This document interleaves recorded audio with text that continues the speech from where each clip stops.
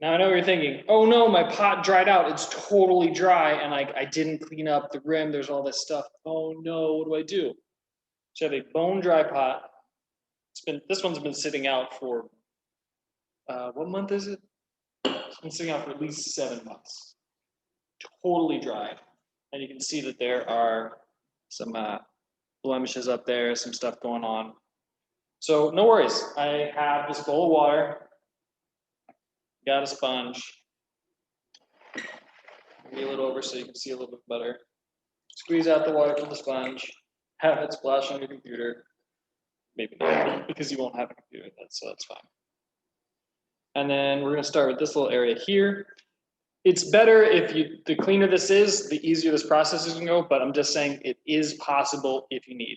You could also try using a knife to like chip off some of those pieces and kind of carve them down. You can see that was carved down a little bit. Let's try it. Let's try another one.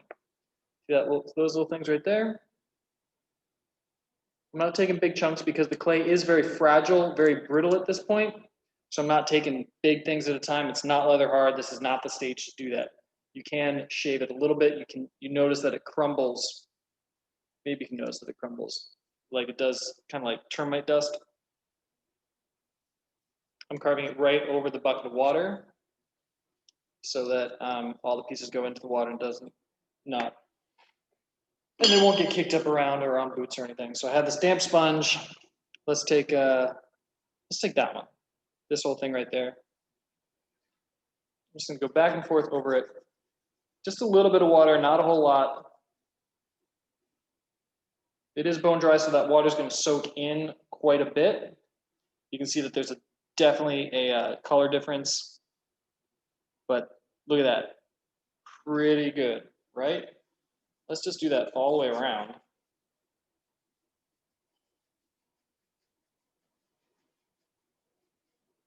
If your sponge is too wet, there will be a lot of water that soaks into the pot, and that is not necessarily a good thing because when water soaks up like a sponge, it kind of expands and contracts. The more water in, it will expand. This could put tension on joints. If you've slipped and scored anything, it could affect that. So really be aware. You shouldn't have a whole lot of water that goes on. A little bit's okay. It's not going to make a huge difference. And this pot's pretty thick, pretty sturdy, so it's not too bad. With this one, say this is going to be a cup. I want that looks a little thick to me. I'm going to smooth it. I'm going to thin it a little bit by carving a little on the inside. Again, over the pot of water.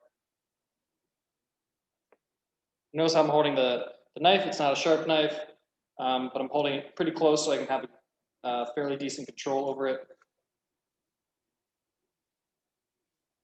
And for a cup, if I'm thinking about using it and drinking liquid from it, I want that water or the liquid to flow smoothly out and into my mouth or into whoever's mouth and not like down the chin and onto the shirt or clothing, especially if it's like chocolate or coffee and it will stain. Ugh. It's just easier if you actually drink the stuff.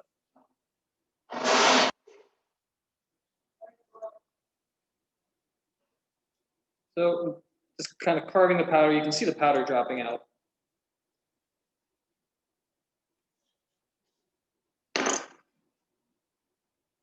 And again.